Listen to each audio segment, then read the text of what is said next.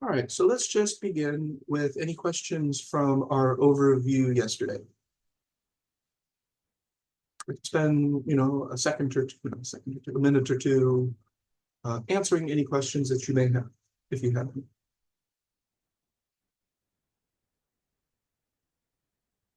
That's okay. Guess I did a good job presenting that then, because no questions. All right, so what we're doing is we are delivering the core methodology of the four directions practice. So a core methodology is basically elements that cannot be removed and you would still have the same thing, right? So uh, take a molecule of water. You remove one of the hydrogen atoms, what do you got?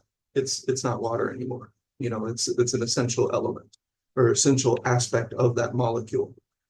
So similarly, with the four directions practice, there are certain elements that if removed, I don't know how this thing is going to work. Like I don't think it will. And that's the reason that it's there, is because it was an essential element, an anchor of sorts that really helped the practice to work. Does that make sense?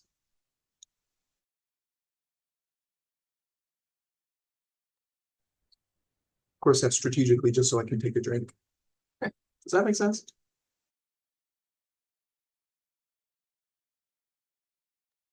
Okay, cool. So one of the first things, let's see, I started practicing things like this, like mindful walking, and I started doing Kung Fu, which had Qigong as a warm up around like 1997, right out of high school. Best Academy of Martial Arts in Champaign, Illinois. And I didn't really like it.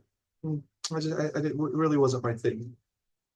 But it gave me a lot of the background information that I would need moving forward over the next decade or so of accumulating information, learning about spirituality and the mind. And, I read authors like Alan Watts and Eckhart Tolle, and I read books by the Dalai Lama and Wayne Dyer. And I was reading all of these great books, and they're all great. I have no, not I'm not taking away from these wonderful authors and these wonderful books. But then I got to the point where I noticed something. So this was around 2010. I was working at a movie theater, and I just noticed that I was not yielding any tangible results from the things that I was learning. Does that make sense? I wasn't receiving, I wasn't noticing, I didn't feel any tangible results from all of the things that I was learning. Felt like I knew a bunch of stuff. Like I could sit down and talk about the Tao. I could sit down and talk about, philosophy and the cosmos and stars and quasars and, in my hipster voice, the whole universe, man. I could talk about all that stuff to the nth degree. And people like to talk about it, so, I was good at that. But it was around 2010, I was noticing that it wasn't adding up to much.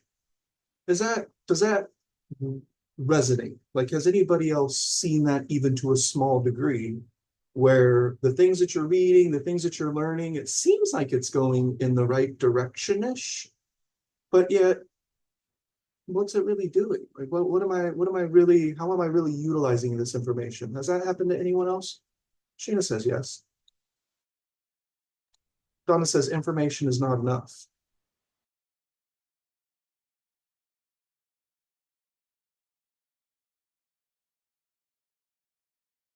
Maybe inspiring, but then what do I do with it? Oh yeah, yeah, I like that. A lot of the things I was reading was extremely inspiring, and maybe that's the impetus for the realization that this hasn't actually added up to anything, because I was feeling really inspired, but then it's like, well, what do I do with this, this inspiration? Do I just walk around with a grin on my face all day, or, how do I utilize that? All right, and then here's my famous story.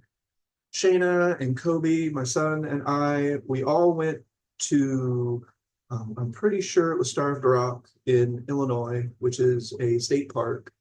And I had the day off. All my friends were being nice to me, so I didn't have any worries like that. I think I had a new shirt, a new pair of shoes, so I didn't have as much, so everybody's looking at me, I felt confident in my new shoes. So on that particular day, I was okay in that regard. So my mind was reasonably relaxed. I didn't have any impending doom. I was going out with my family, and I should have had what I wanted from it, which was a really, relaxing, spiritual, zened out type of experience. I felt like according to, these books, I've done what I'm supposed to do, and I'm going to go out into the forest and connect with nature, and, I'm going to drink some fresh juice on the way, and all of those great things, do a little meditation and fun stuff like that before and after. Okay, cool. But it did not work out. I noticed from the time that I got there until the time that I left, I did not feel really in peace. I didn't feel like my mind had actually relaxed. I didn't feel like I think I should have, I didn't feel zenned out, that's for sure. And there was nothing wrong, people got on my nerves just because there's no spatial awareness. Not a big fan of people spitting all over the place and throwing litter in state parks. So I got irritated about stuff, and, it wasn't what I wanted. But then on the ride home, I realized something, and it kind of just hit me. I wasn't doing anything with my mind. I didn't have a plan. I didn't have a plan to where am I going to put my attention? What kind of things am I going to say to myself if my attention and my mind starts to deviate from the moment? I didn't really have a technique to do that.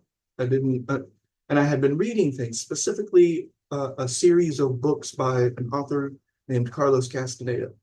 And he has a character in his book named Don Juan. And Don Juan certainly could be a fictional character, but I do believe that there is a lot of useful information in those books. And there's a lot of information that I can do nothing with. So there's that too. But Don Juan had pointed out to Carlos that you have to be doing, you can't just not do something. You're never not doing something. You're always doing something. Even if you're sitting quietly, that's what you're doing. You're sitting quietly. You're trying to do that. You're hoping to do that. That's your accomplishment, at the end. That's your goal. So you're still doing something, If I'm thinking about not thinking, that's doing something. It's thinking about not thinking, which is still thinking. And so I'm not really doing what I want to do, which is not think. You see what I mean? Does that make sense? I did just talk in some circles there, so that might have sounded a little confusing. So I'll just pause for a second, take a drink, and make sure that we're all caught up. Any questions about that so far? A little bit of story time, because this topic is actually, if I just delivered it, it would have literally been 10 minutes. Like, it's a really simple concept. Question. Please. So what you're saying is if you're not doing something with your mind, you're not really in the practice. You're not in the practice at all. Mhm. No, yeah, you're absolutely right. Okay. Yep. If you're not doing, and then what do you mean doing? Doing what? That's what I'm about to explain, right? That's what I'm about to tell you exactly. What are we doing with our mind? Mhm. So, but yes, that's why this is an essential element, because we're all, and the interesting thing, Santina, is if we're not placing our mind where we want it to be, that's kind of what this is all about, isn't it? Like, this is my mind. I'm going to take it back. I'm going to direct it where I want it to be, because I want to create the life that I want to create within the ability and means that I have available, which is probably infinite. But so to Santina's point, that's absolutely correct. And that's what I was realizing that day. I was like, oh, well, I wasn't really doing anything with my mind. I was basically just a leaf at the mercy of the wind. My attention was going here, it was going there. And, by the end of the day, I was starting to judge myself and how's my posture, and, how do I look? And, are people judging me? Because I had a social anxiety thing at that time. It was very potent in my experience to constantly be concerned with. And that, of course, is a rabbit hole of my childhood that I'll explain someday, but not right now. It's not important. So Don Juan had this concept that he gave to Carlos Castaneda, because he was trying to do the same thing. You know, Carlos Castaneda was attempting to relax his mind, focus his energy, and basically become what Don Juan would say, a warrior. And that's just somebody with impeccable intention and will, somebody who is unshakable, somebody who, when they put their mind to something in a very efficient way, they're able to carry it out without distractions. So Don Juan gave Carlos what he called tricks of attention. And I'll write that in chat. Tricks. And I was getting very frustrated with books like Eckhart Tolle. I was getting very frustrated with books, especially Alan Watts, because they never gave me a technique. You know, correction, definitely there are some techniques in the power of now. Paying attention to the silence behind the sound and the space behind the object and the emptiness behind the substance, that's not a beginner technique to try to hold throughout the day. Spoiler alert. You know, you may be able to do it when you're in your after your meditation or after your vinyasa yoga or whatever, and now you're all zened out. Now we're paying attention to the silence. Okay, but what about every other, minute of the day? There's 1,440 minutes, and I've spent 5 of them zened out. And it's like, how is that going to add up to much? So Don Juan gave Carlos what he called tricks of attention, and they were places in his experience for him to put his mind. So I'm going to explain what that means using this little Canon camera. All right. So I'm going to hold up the camera and I'm going to ask you to, it's blurry, but you can still see it. I want you to place your attention on the camera. That's what I'm talking. Hold your attention there for a moment. So you're just looking at it. That's all you can do, because that's the only sense that I'm able to engage with this, unless you're imagining the camera, which isn't a sense, but we still use imagination. But are you still looking at it? Like, are you still looking at the camera? That's attention. Where you want it to be specifically, because I asked you to do it. But that is essentially alluding to the principle that we can place our attention where we want it to be purposefully, with choice, voluntarily. Like when we breathe, we can breathe involuntarily, or we can take possession of the breath, and it can be a voluntary process as well. It's the same thing with attention. When I was walking with my family, my attention was not voluntary. It was just all over the place. And I was just thinking to myself the entire time. So no wonder I wasn't zened out. No wonder I didn't feel super relaxed like I wanted to. I was getting nowhere fast, running in place. So realizing that, I started to create what I call points of attention. And that's what today is all about. And I'll put that in the quote, or I need in the chat. Points of attention. This is what the 4 directions is. The 4 directions is 4 distinct categories. And in those categories are our points of attention. So, and we'll explain all that later. So we have another video where I actually just explain what the 4 directions is and how that applies to some of the other concepts that we're discussing, such as the point of attention. So when I held up the camera and you looked at it, that became your point of attention. So basically what we're recommending, and then we'll flesh this out as we go along, is that we want to create these points of attention where we can place our attention purposefully, voluntarily throughout the day. Does that make sense? A point of attention. Now, there's still some flaws, because this is the first thing I started to work with. And then I realized later that I wasn't quite working with it in the most efficient way, but we'll talk about that tomorrow. So the point of attention is where your attention is in the moment. Now, I have been implying that The point of attention is deliberate, that it is voluntary, that you have placed your mind there as opposed to it arriving by accident. Just kind of landed here, just ended up looking over at this thing, and that's my attention's over there. That's how attention is for most people. It's a garden hose with the water rushing out of it, and nobody's holding it. And the worst thing is it's not an infinite reservoir of water. So the water in that water hose that they're just wasting all over the place, it has a finite supply, which is even worse. And that's kind of what we talked about. That's another way of me explaining that some of the things that we do in our life debilitates the spirit. In Chinese medicine, we might say that it is using or exhausting our pre-heaven essence. We'll talk about that some other day, though. But basically, if we're going to run out of water in our water hose because the shit's just squirting all over the place all the time, and we're not really directing it. Imagine if you tried to fight a fire that way. Like, imagine that you're a firefighter and the house is on fire, and what you decide to do is just lay the hose down on the ground and just hope it puts the fire out. Good luck. No, you have to direct the water. You have to specifically point the water towards the base of the fire and wave it back and forth. Does that make sense?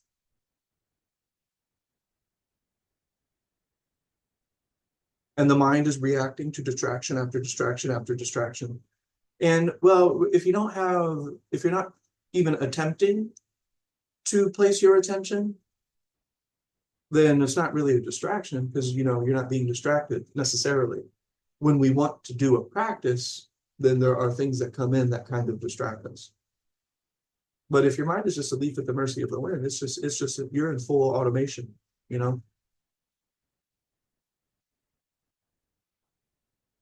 And so the technique is to create a point of attention.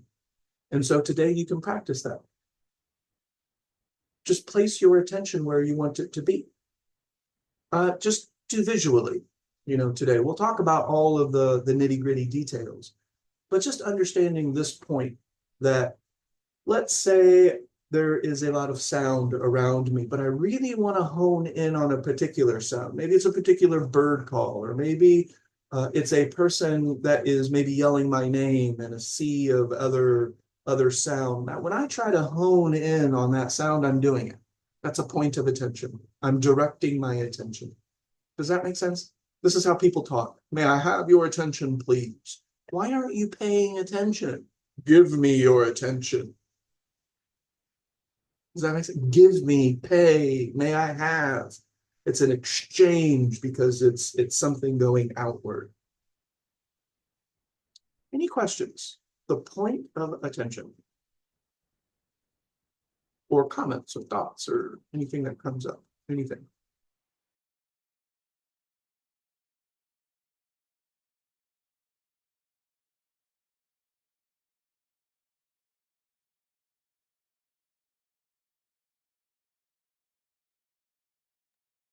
So the things to keep in mind so far is we have a practice that we call the 4 directions of attention. As I kind of explained yesterday, the 4 directions of attention is a practice of mind. We take it with us wherever we go, when we're sitting, when we're standing, when we're walking or moving, laying down, crouching, or squatting.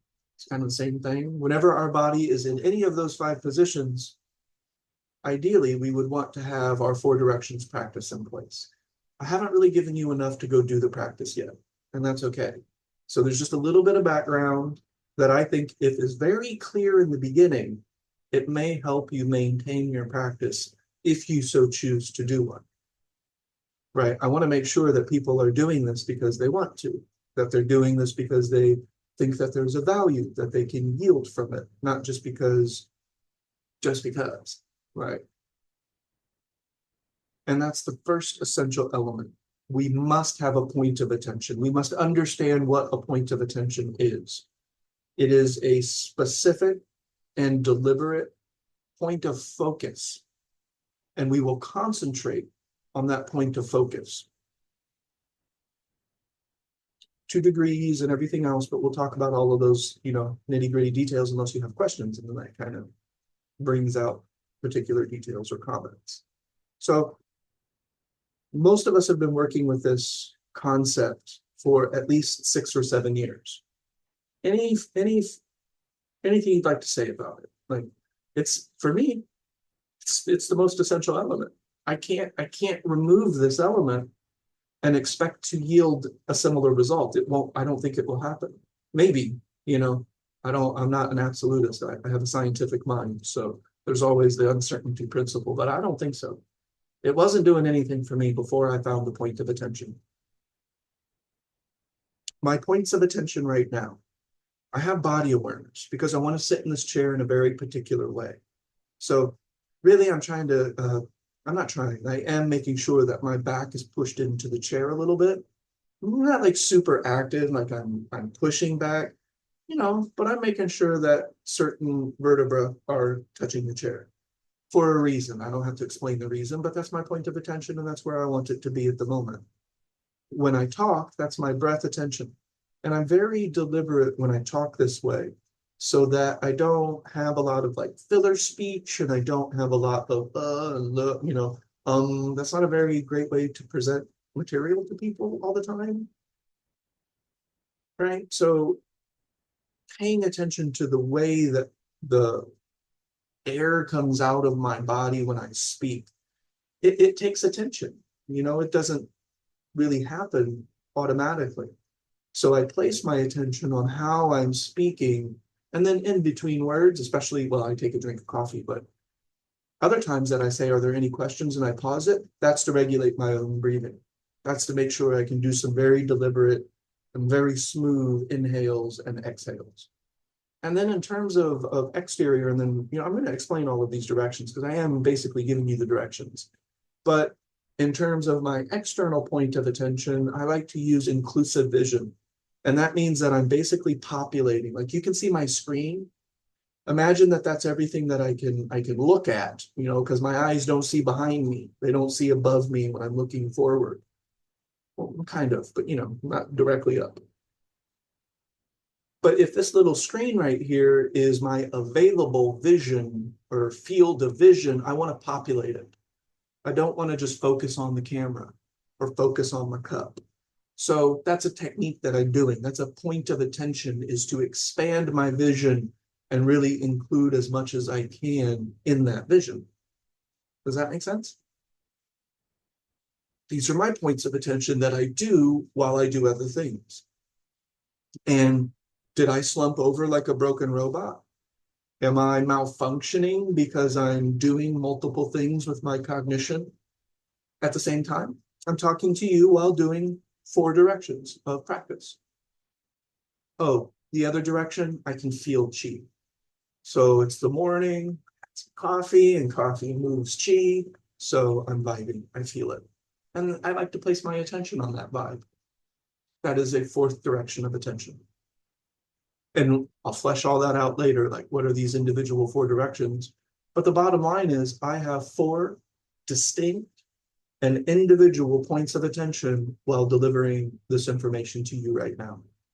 And I don't know, maybe I did a bad job, but ultimately I don't think so. I think that I can deliver speech, deliver ideas while engaging my 4 directions. And actually that's why the 4 directions are the 4 directions, because I can do other things while doing it. And that has to do with the brain, and that has to do with our anatomy, and that has to do with our psychology, physiology, and we're not going to get into that right now. But there is a reason that the 4 directions works the way that it does, and that you can maintain all 4 directions simultaneously if you want to. But the bottom line, point of attention. And I'm just giving you an example that this entire time, since I started the Zoom meeting, I have had all 4 directions active. Specifically, the feeling of chi is in my arms. I think it's because my legs are crossed, but nevertheless. All right, that's it. That's all I have for the point of attention. Very simple concept, very easy to understand.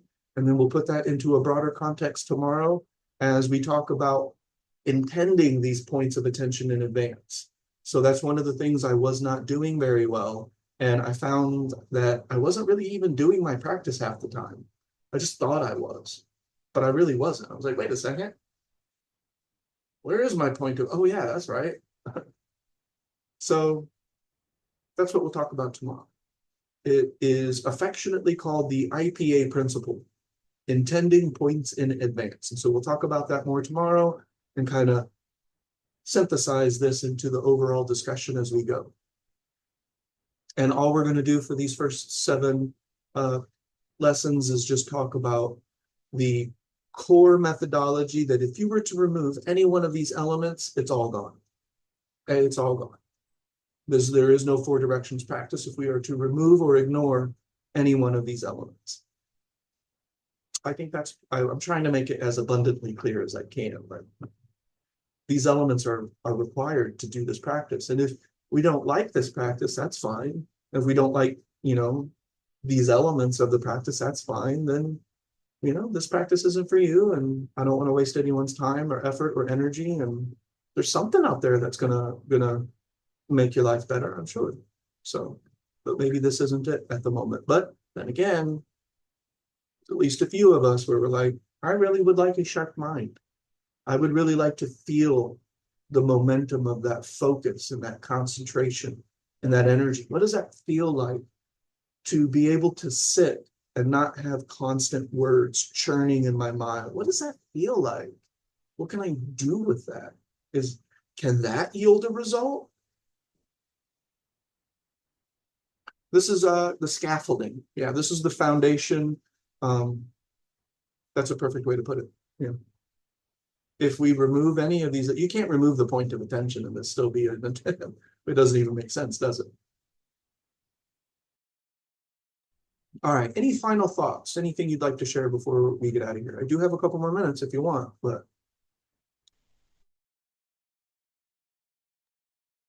Good question. Please. So how does this include everybody's chemical soup? So if this practice is for everybody and everybody has a different chemical soup, your point of attraction is your free will to pick whatever you want and gives you peace in a unique way that is you. Does that make sense? That does make sense. So what I do is I provide examples and I provide categories that will apply to every human being because it's the way the brain works. So as I mentioned, I use the biology of the brain, the physiology and the anatomy of how the brain works, along with the psychology of how the brain works. And that's why this practice works, because it's working with the mind of the human being. Mm-hmm. And there's aspects to the human being that are similar, Mm-hmm. We just can't get around that. But then there's also an aspect of the human being that is absolutely unique. That is the setting that you're in, the people that you're around, the things that you find interesting. That is going to become the focus of your practice. What do you want to create? How do you want to feel? How do you want to interact with your life experience and the people that you love and the people that, that you enjoy being around and things like that? How are you going to enrich the quality of your life? Because you're living a unique experience, and so am I. But there are commonalities. For example, external attention using our senses. That's common. Ida has 5 senses. Not everybody has 5 senses, right? Because, you could be blind. Or like myself, my olfactory sense doesn't work as well as the other senses. And that's another unique factor, isn't it, Santina? So somebody might be like, well, odor and scent is my favorite point of attention. And I'll be like, that's cool, but that can't be mine because my nose doesn't work that good, Yeah. So yeah, that's what makes this practice so universal. It's wonderful. I really do think so. And I think that there has to be a way that you can apply it uniquely because in principle, we're unique. That's actually a violation of principle as far as I'm concerned, is what I call the image of perfection. People have taken an image, a human being, and they say that this person is absolutely perfect, and that may be true. I'm not going to debate that point. I'm not that person. I'm not living in the time that person lived. I don't have the mind that person has. I don't have the body that that person has. I wasn't born into the world that that person was born into. Why the hell am I comparing and trying to be like that person? That makes no sense. And to your point, this practice will never do that. This practice will never say you must, you should, outside of principles. So if Santina, we're working one-on-one, maybe in a clinical setting at some point where we're working with our health. And, I'm never going to say that, Santina, you must do the practice the way that I prescribe. But I would say, Santina, you have to align to these principles. Otherwise, we're not really doing a practice. So if you come to me in a setting and you're like, well, Ernest, I didn't have any points of attention. My mind wasn't really all that focused. How did I do? I was like, well, you didn't do very well in terms of the practice, right? Because you didn't do it. But if you came to me and you said, well, Ernest, you recommended or you gave me an example of paying attention and looking out windows, but I don't really like that. However, I like looking at reflections. I like looking at the leaves in the tree and noticing how the shadows and the light interchanges and yin and yang. And well, okay, it's the same thing. That's external, that's the category. You're still engaging the category, so you're still in principle. As long as you're still in principle, this practice will work. It's a principle-based practice. And so to Ida's point, first of all, Santina, is that concise? Does that help answer the question? Yes, thank you. Okay. Okay, cool. Yeah. And then another thing that Ida mentioned is that at times this practice may seem elusive, and there's a reason for that.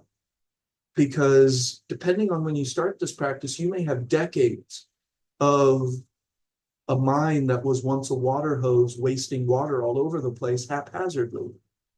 And it doesn't just turn off instantly. Like you don't just pick it up and automatically you're the awesome firefighter. Well, no, we got to kind of get back on our training wheels and can kind of relearn what we're doing here. So I'm not gonna bullshit anybody. This practice is simple. It gets easier, just like any skill. When you get good at it, when you get more confident with it, when you start to feel it, it gets easier. It does. It's just like any other skill. It gets easier. But just like any really, high level skill, it's not easy in the beginning. I can't think of anything I've ever learned that I would consider a high level skill, like a complex skill. Would you That say, was easy. Ernest, that there is muscle memory with this practice? To A some little extent. bit? Yeah, to some extent, like if there's a point of attention that's kind of your favorite, it's easier to fall into that groove. But ultimately, I want to make sure that when we say muscle memory, we do not mean automatic, residual, without volition, without the IPA. You have to Yes, have the IPA, because and we'll talk about that tomorrow. But yeah. yeah, even muscle memory will go away if you don't use the muscle. Well, let's use this. Let's say that it's muscle memory. Let's say that your practice became muscle memory. Where's your mind now? You see how that doesn't really Yeah, make that's sense? true. Yeah, you need to be engaged You need to be engaged. Exactly. always. And it's above the threshold of active recognition. So in some ways, we aren't relying on memory really at all. But then again, we are in terms of that little groove. It can get easier and more comfortable to fall into that groove, but that has to do with the momentum and the accumulation principle. And by the way, we're going to have a whole series on principles as well, but that's not this. This is the core elements of the methodology. And then we're going to do another series on principles. We're going to do another series on theory. We're going to have a series on specific techniques and practice in all four of the directions. And we're going to have a section called common errors. I was even thinking of adding a section called story time, where I kind of just share my experiences. This practice hasn't always been easy. There are times, like Ida said, where it feels a little bit more natural. Maybe is that what we're kind of saying, that it feels more natural by muscle memory? But ultimately, Yes, yes. yeah. If you sit in a certain position to meditate, for example, Mhm. your body gets used to that position and almost goes to it automatically. I'm not saying that this practice, I'm in no way saying that this practice is automatic. Oh boy, Yeah. I would have loved it if it was automatic, but it's not. You have to engage. Mhm. And by teaching yourself to engage with the practice, then you're teaching yourself to engage with your own life. Mhm.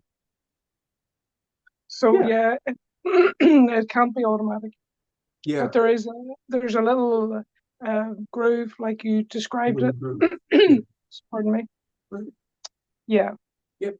I think that groove is the momentum and the accumulation. And as it starts to gain, it gets a little bit easier and it gets a little bit smoother. But incidentally, Eda, you say you wish it was automatic, and I get that. However, if it was automatic, there is no personal power. And we'll talk about that. That's warrior training. That's kind of a different thing. We talk about this all in a slightly different I way. knew when you said that, I felt when I said that, but do I really wish it was automatic? Because I don't. Because If you I don't. wished it was Yeah. automatic, then I wouldn't be engaging with my life. And it wouldn't have the same effect because you wouldn't No. remember. And this is a little bit of an advanced topic, and that's okay. Circle it. Circle. If you're listening to this video and there's something you don't understand, circle it and tell me, or just look for the video, because that's what we're doing. We're just circling. We'll play the video back. We'll find words and things that we haven't really defined yet, and we're going to do a whole video on everything.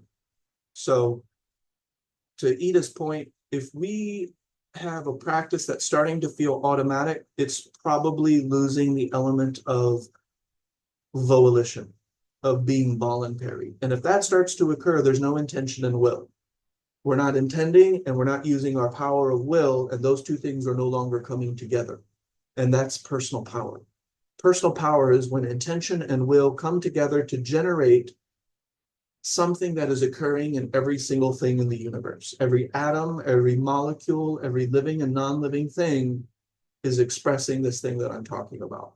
And first we start to express it internally, and then later we'll be able to start to express it externally. And that's called getting shit done to the nth degree.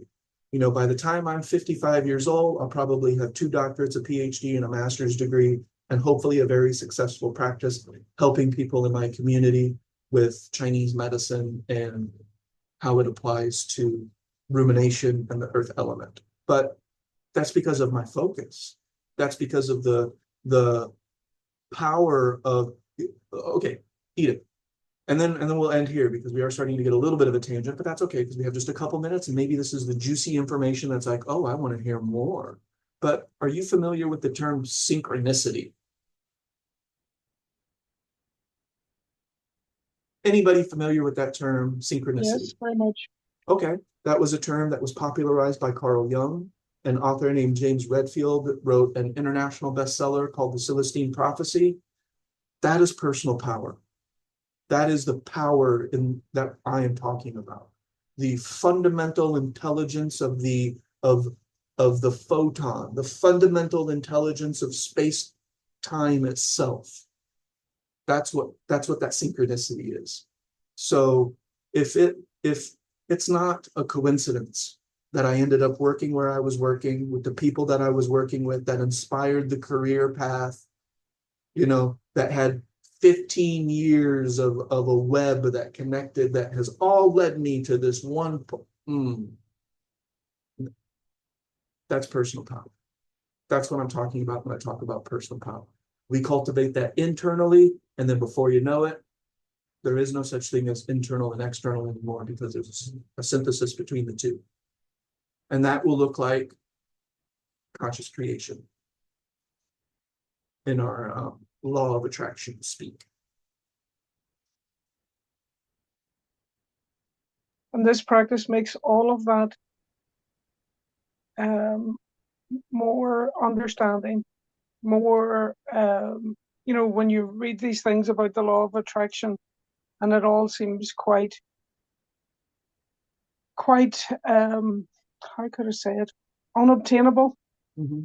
When you do this practice, you realize that it is personal power and engage in your life that allows you to see the synchronicities and to perhaps draw them. You're not drawing them, you're just noticing them. Mhm.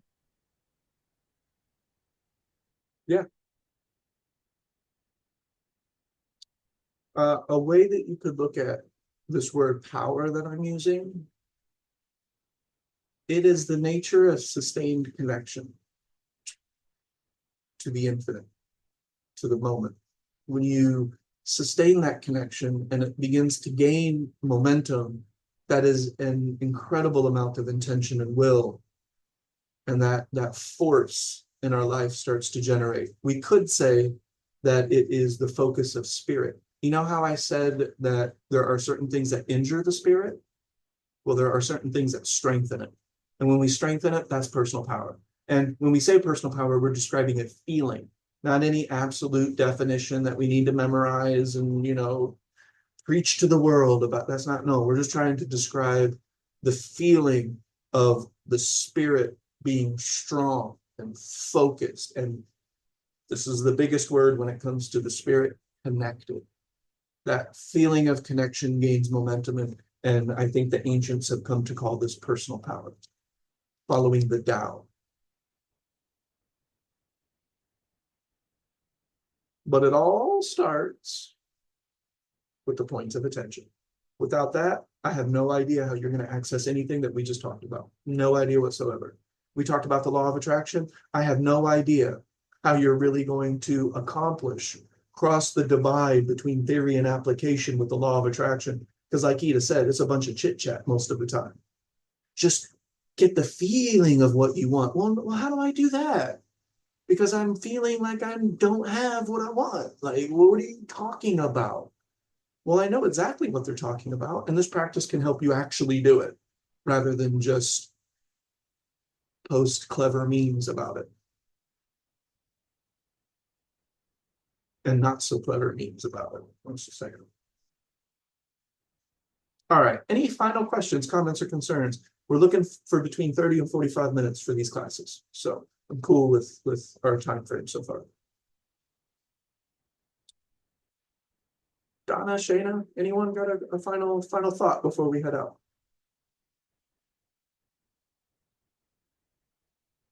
Hogwarts for the mind, minus JK. Not a fan, but I do get what you mean. All right, I'm gonna go ahead and stop the recording there. Beep, beep.